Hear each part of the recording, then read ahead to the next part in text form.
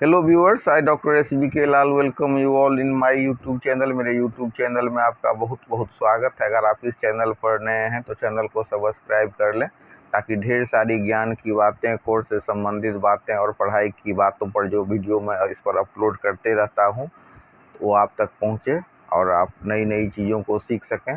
आज का हमारा टॉपिक है the rise of A small kingdom in south India. तो हम देखेंगे कि साउथ इंडिया में जो स्मॉल किंगडम सब है उसका उदय कैसे होता है, कैसे वो उनकी स्थापना होती है, कैसे अलग अलग जो डायनेस्टी सब है उसका विकास होता है और वो उनका राइज होता है, कैसे इस्टेब्लिशमेंट होता है उनका, इस सब के बारे में जानकारी लेंगे। और उससे पहले के वीडियो में हमने देखा था कि हर्षवर्धन के मृत्यु के बाद उनका साम्राज्य छोटे छोटे राज्यों में बट गया और इसका कारण था दयनीय आर्थिक स्थिति और कमजोर प्रशासन। तो हर्षवर्धन को कहा जाता है the last great ruler of ancient India और उनके सक्सेसर कमजोर हुए। तो उसके बाद हम देख सकते हैं कि दक्कन से जो नॉर्थ तरफ का जो भाग है वहाँ 3 पावरफुल किंगडम हुए थे, राष्ट्रकूट, पालाज एंड प्रतिहार्स। तो जैसे नॉर्थ इंडिया में 3 पावरफुल किंगडम हुए थे, राष्ट्रकूट, पालाज और प्रतिहार, उसी तरह से साउथ इंडिया की बात करें तो वहाँ चर्चा होती है चोलाज, पांड्याज और चेराज की। और उसके बाद की अवधि में चालुक्य और पांडवा और पल्लवाज का जो किंगडम का उदय होता है। और वर्तमान जो क्षेत्र की बात करें, एरिया की बात करें तो पड़ता है कर्नाटक, आंध्र प्रदेश, तमिलनाडु। और राष्ट्रकूट जो है नॉर्दर्न पार्ट ऑफ दक्कन पर भी उनका राष्ट्रकूट का शासन था। तो और राष्ट्रकूट का जो शासन था तो इसके बाद हम देखेंगे कि कैसे चोलाज के बारे में, जो कैसे चोलाज का उद्भव होता है, कैसे वो राइज करते हैं, कैसे वो युद्ध लड़ते हैं, इन सब की जानकारी लेंगे इस वीडियो के माध्यम से। तो जो मेडिएवल पीरियड था उसके बिगिनिंग में हम देख सकते हैं कि चोला एम्पायर का कैसे एक्सपेंशन होता है और कैसे वो राइज करते हैं। The beginning of the medieval period so the expansion and rise of the Cholas empire.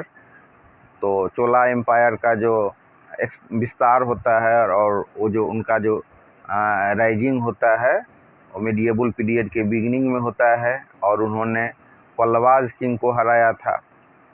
They defeated the Pallavas king and other local rulers, और जो स्थानीय जो छोटे छोटे शासक थे उनको भी उन्होंने हराया था। They built a strong navy and even conquered Sri Lanka. अब सोच लीजिए कि श्रीलंका तक उन्होंने विजय हासिल की थी और उन्होंने इसके लिए जल सेना का गठन किया था। और यही जल सेना इनका इतना तागड़ा था कि जिसके मदद से उन्होंने श्रीलंका तक को जीत लिया था। और श्रीलंका ही नहीं, part of south east Asia, Maldives के जो आइलैंड हैं, लक्षद्वीप, इन सब को उन्होंने जीत लिया था। और जीतने के बाद उन्होंने भारतीय जो संस्कृति है और कल्चर है उसको विदेशों तक पहुंचाया था। तो इस तरह से हम कह सकते हैं कि they built a strong navy and even conquered Sri Lanka, earlier Ceylon, part of south east Asia and the island of Maldives and Lakshadweep, and help in the spread of Indian culture to foreign countries. तो मेडिएवल पीरियड के beginning में विस्तार होता है और स्थापना होती है चोला एम्पायर का, और उन्होंने पल्लवाज किंग को हराया और दूसरे भी जो लोकल रूलर थे उनको हराया। इन्होंने एक मजबूत नेवी का गठन किया, उन्होंने जल सेना बनाया।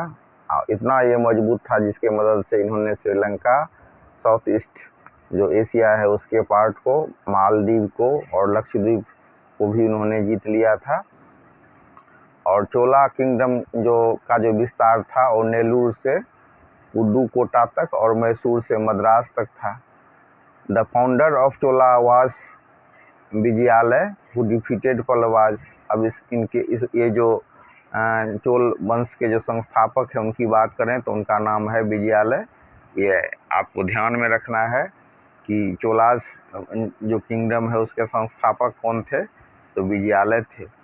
उन्होंने, और इनकी जो उपलब्धि की बात करें तो इन्होंने पल्लवाज को हराया था। और पल्लवाज को हराने के साथ साथ इनका जो राज्य है। इन्होंने राज्य किया था 46 वर्ष तक, 907 से 953 CE तक इन्होंने राज्य किया था। और इनके जो ये राज किसने किया था, कौन से चोल राजा ने, तो जो इसके संस्थापक थे चोल वंश, चोल डायनेस्टी के, वो विजयालय के जो पोता हुए उनका नाम था प्रंतका फर्स्ट, और उन्होंने पांड्या किंग को हराया था जो मदुरई के राजा थे, और 46 वर्षों तक इन्होंने शासन किया था। The Chola empire rose as the supreme power under the greatest Chola king Rajaraja प्रथम, राजराजा फर्स्ट। ये इन्होंने शासन किया था 1012 से 44 CE तक, 1012 टू 44 CE तक इनका शासन था। तो इस तरह से हम कह सकते हैं कि जो सबसे ग्रेटेस्ट चोल किंग हुए उनका नाम है राजराजा प्रथम, और चोल वंश के जो संस्थापक है उनका नाम है विजयालय, और उनका जो पोता का नाम है, ग्रैंडसन का नाम है प्रंतका फर्स्ट, जिन्होंने पांड्या किंग को हराया था। और पांड्या किंग कहाँ के थे, तो मदुरई के थे। और यही जो प्रंतका फर्स्ट हैं, उन्होंने 46 वर्षों तक शासन किया था। और सबसे जो ग्रेटेस्ट चोल किंग की बात करें तो वो है राजा फर्स्ट। उन्होंने बहुत सारी लड़ाइयाँ लड़ी, तो उनकी पॉलिसी थी जीतने की, और उन्होंने चालुक्य किंगडम, जो बेंगी के चालुक्य थे, उनको उन्होंने पराजित किया, उनको उन्होंने जीता, और फिर केरला और मदुरई को भी जीता।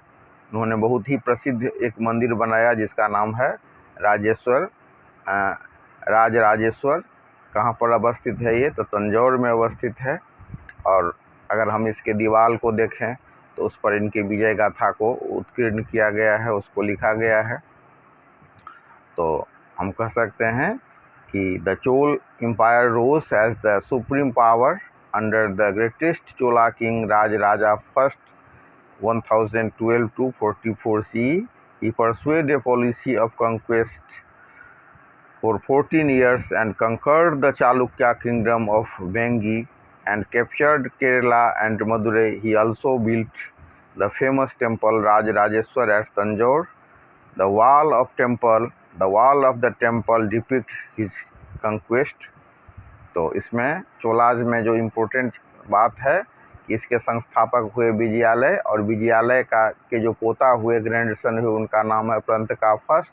उन्होंने हराया मदुरई के शासक पांड्या को, और 46 वर्षों तक शासन किया, 907 से 953 ईस्वी तक।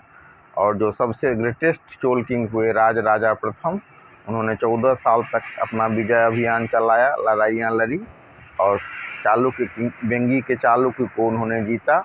उन्होंने फेमस राजराजेश्वर टेम्पल तंजौर में बनाया, और उसके दीवारों पर हम देख सकते हैं इनकी विजय गाथा इनकी जो विजय गाथा है उसको चित्रित किया गया है, उत्कीर्ण किया गया है उस मंदिर के दीवार पर। और राजराजा फर्स्ट के जो लड़का हुआ उनका नाम था राजेंद्र चोल। उन्होंने 28 वर्षों तक शासन किया, और अपने टेरिटरी को कहाँ तक बढ़ाया, तो बहुत दूर दूर तक बढ़ाया, अंडमान निकोबार आइलैंड, सुमात्रा, मलया एंड पेगू तक बढ़ाया अपने साम्राज्य को। Rajaraja first was succeeded by his son Rajendra Chola. Rajaraja first के बाद उनका जो लड़का था राजेंद्र चोल, वो राजा बनता है। उसने 28 वर्ष तक शासन किया। He expanded his territories over Andaman and Nicobar Island, Sumatra, मलया एंड पेगू। उसने अपने साम्राज्य को अंडमान निकोबार द्वीप समूह, सुमात्रा और मलया तथा पेगू तक आगे बढ़ाया। उसने जो बिहार और बंगाल के शासक थे, पाल वंश के शासक महिपाल, उनको हराया, और उनको हराने के बाद उन्होंने अपनी उपाधि धारण की गंगई कोंडे, जिसको हम प्रोनाउंसिएट कर सकते हैं गंगई कोंडे के रूप में, जिसका मतलब अंग्रेजी में जिसको हम कहते हैं विक्टर ऑफ गंगा, मतलब गंगा का विजेता। तो राजराजा के जो मतलब सक्सेसर हुए, उनका लड़का, उनका नाम है राजेंद्र चोल। 28 वर्षों तक उन्होंने शासन किया। अंडमान निकोबार द्वीप समूह, सुमात्रा, मलया और पेगू तक अपने साम्राज्य को बढ़ाया और बिहार बंगाल के जो पाल वंश के शासक थे महिपाल, उनको हराया। और उनको हराने के बाद उन्होंने टाइटिल धारण की गंगईकोंडई, जिसका अर्थ होता है गंगा का विजेता, विक्टर ऑफ गंगा। तो इसको हम समझ सकते हैं कि Raja first was succeeded by his son Rajendra Chola, who ruled for 28 years. He expanded his territory over Andaman and Nicobar Island, Sumatra, Malaya and Pegu. He defeated the Pal king Mahipal of Bihar and Bengal. He took the title of Gangai Konde. What is the meaning of Gangai Konde? The meaning of Gangai Konde is victor of Ganga. और इसके बाद लगातार जो internal वार और लगातार लड़ाई, आंतरिक संघर्ष, इससे क्या हो गया, तो चोल साम्राज्य का डिसइंटीग्रेशन हो जाता है। और कब होता है, तो 1279 CE में। और ये जो मतलब विजयनगर का जो हिंदू किंगडम का राज होता है, इसमें इनका विलय हो जाता है। और मतलब जो ये लास्ट चोट साबित होता है, फाइनल ब्लो साबित होता है चोला डायनेस्टी के लिए। इसके बाद इनका पतन हो जाता है। फिर उसके बाद हम एक बहुत ही इम्पोर्टेंट डायनेस्टी, इसको हम पांड्या डायनेस्टी कहते हैं, साउथ इंडिया का, उसके बारे में जानेंगे। और वो उसकी स्थापना होती है 7th सेंचुरी में, और जिन्होंने शासन किया था मदुरई पर,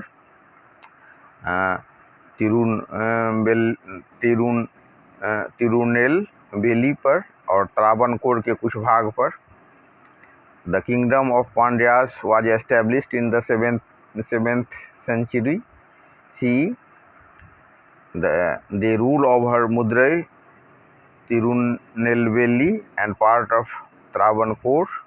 It is reputed to be the most ancient of the Tamil states of Kandangudi. Started the Pandya rule.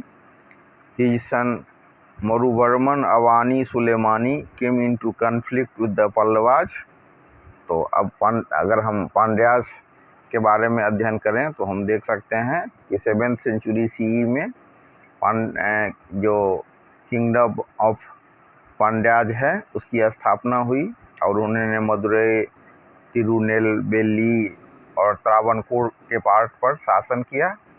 और it is reputed to be the most ancient of the Tamil states. Tamil states के जो मोस्ट एनिशियंट मतलब भाग है, most ancient जो एक क्षेत्र है, तो वहाँ तक शासन करने के बारे में इनका रिपुटेशन है।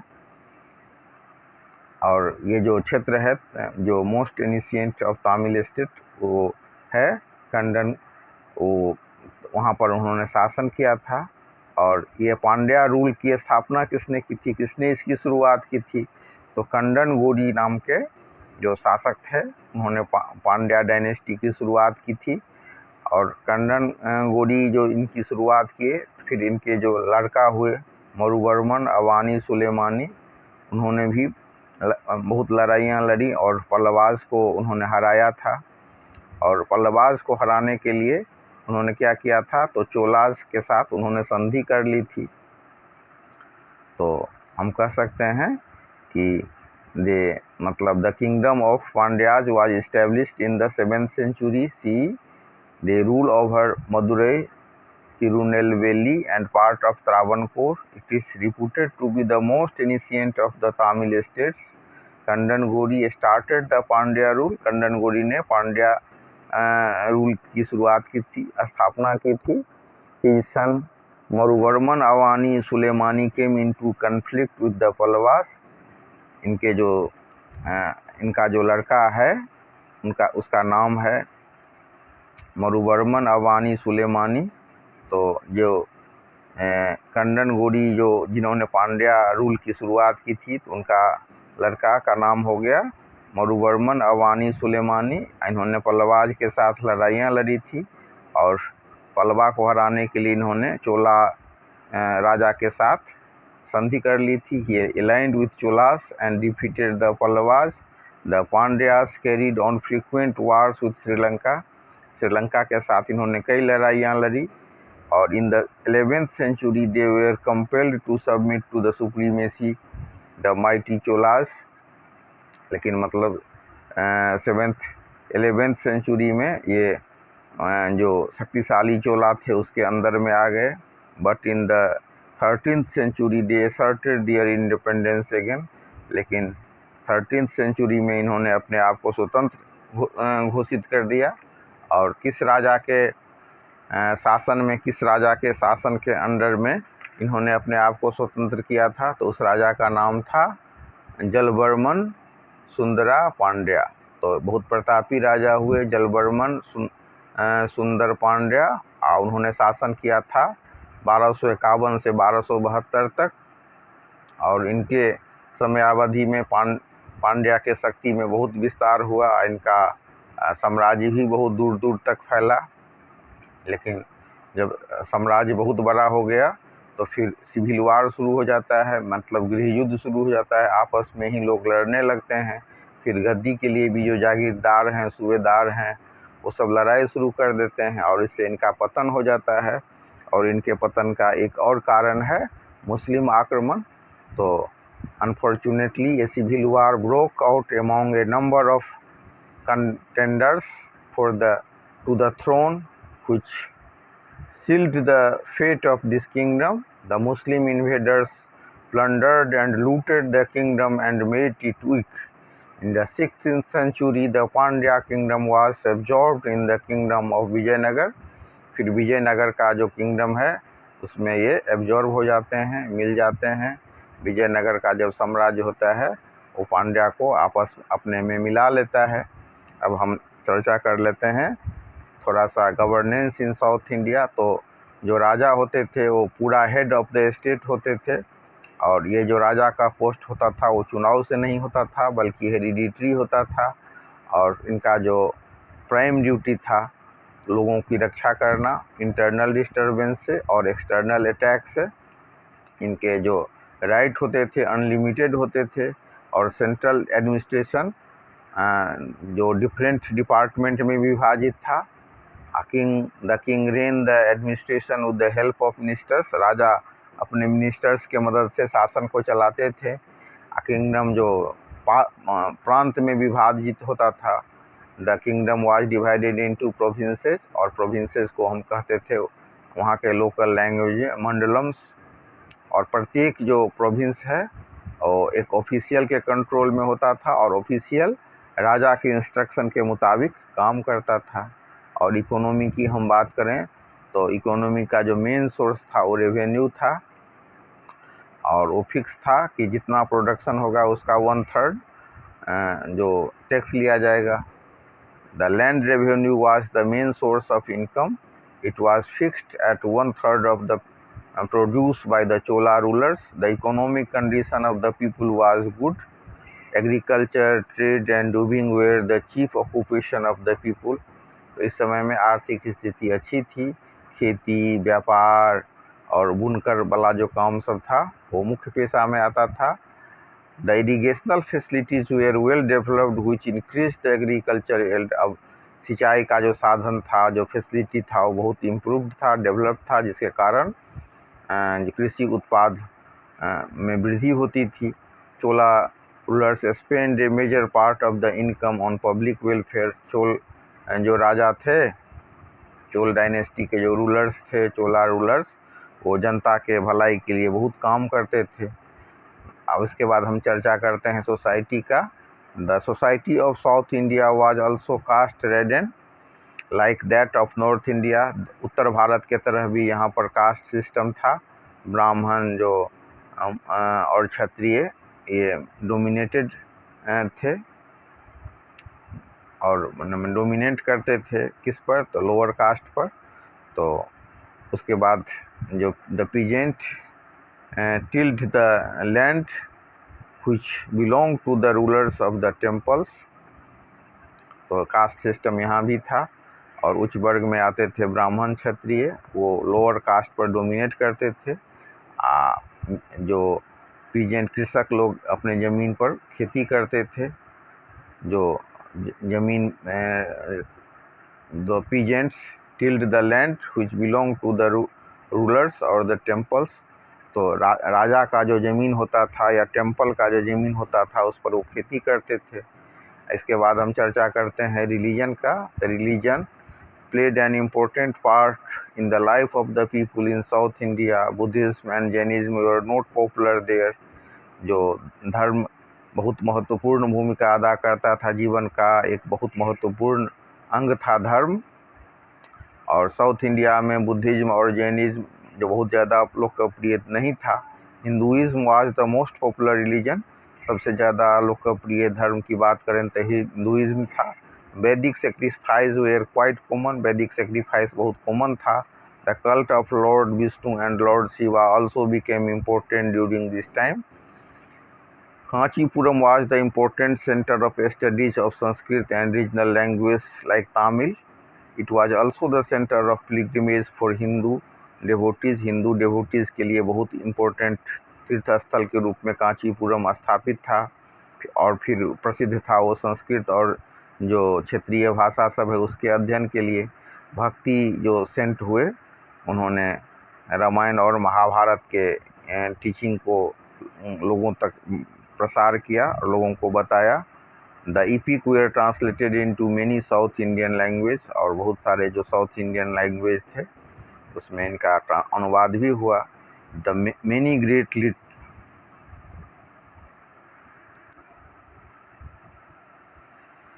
तो जो धर्म का बहुत ही महत्वपूर्ण योगदान रहा है संस्कृति सबके विकास में और जीवन के एक महत्वपूर्ण अंग के रूप में धर्म को स्थापित किया गया। राजा पर भी प्रभाव था धर्म का, पुरोहित का।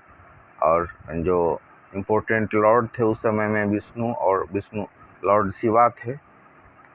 इनकी पूजा इस समय में बहुत ही महत्वपूर्ण हो गई थी। लोगों की आस्था के केंद्र थे ये।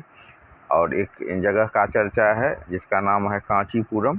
तो कांचीपुरम अध्ययन के लिए और व्यापार के लिए भी, तीर्थ यात्रा के लिए भी बहुत प्रसिद्ध केंद्र के रूप में स्थापित हो गया।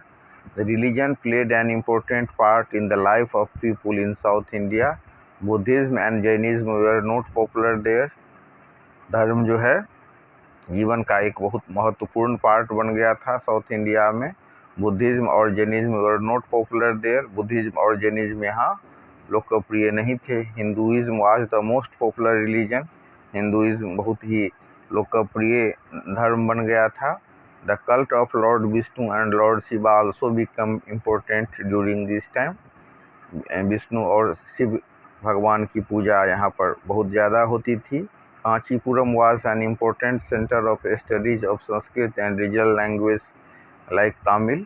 तमिल जैसे जो रीजनल लैंग्वेज हैं और साथ ही संस्कृत के अध्ययन के लिए बहुत ही महत्वपूर्ण केंद्र के रूप में स्थापित हो गया था Kanchipuram. It was also a centre of pilgrimage for Hindu devotees. Hindu devotees के लिए तीर्थ यात्रा के रूप में भी ये विकसित हो गया। The bhakti saint priest the teaching of epic of Ramayana and Mahabharata. The epic were translated into many South Indian languages. Many great literary work like Silapadikaram and Manimet Kallai were written during this period. तो इस तरह से शिल्पादिकरम और money में कल्लई जैसे ग्रंथों का निर्माण हुआ, रचना हुआ इस समय में, इस अवधि के समय में। और भक्ति जो संत थे वो रामायण और महाभारत का जो टीचिंग है लोगों तक पहुंचाते थे। और एजुकेशन की बात करें तो जो टेम्पल सब है साउथ इंडिया का वो एक महत्वपूर्ण प्लेस हो गया था, सिर्फ पूजा ही के लिए नहीं बल्कि कल्चर, एडमिनिस्ट्रेशन और एजुकेशन के लिए। और प्रत्येक जो टेम्पल में मतलब मैथ का की भी शिक्षा दे, वो मतलब मैथ, गणित और ज्योतिष, विज्ञान ये सब की शिक्षा दी जाती थी। और प्रत्येक टेम्पल एक मठ से अटैच था जो कि प्रोवाइड करता था फ्री एजुकेशन, बोर्डिंग और रहने सहने की व्यवस्था करता था विद्यार्थी के लिए। Some temple emerged as leading culture centres where fairs, contest and cultural activities were organised. तो Sanskrit continued as the language of the scholars, Tamil, Kannada and Telugu also progressed. तो स्कॉलर सब के लैंग्वेज के रूप में संस्कृत स्थापित था, लेकिन जो रीजनल लैंग्वेज तमिल, कन्नड़ और तेलुगु था उसका भी बहुत विकास हो गया। इसके अलावा हम अगर आर्ट और आर्किटेक्चर की बात करें तो ये they built a number of important temples, उन्होंने बहुत सारे मंदिरों का निर्माण किया और large rock cut temples at Mahabalipuram and Kailash Nath were built in the 8th century।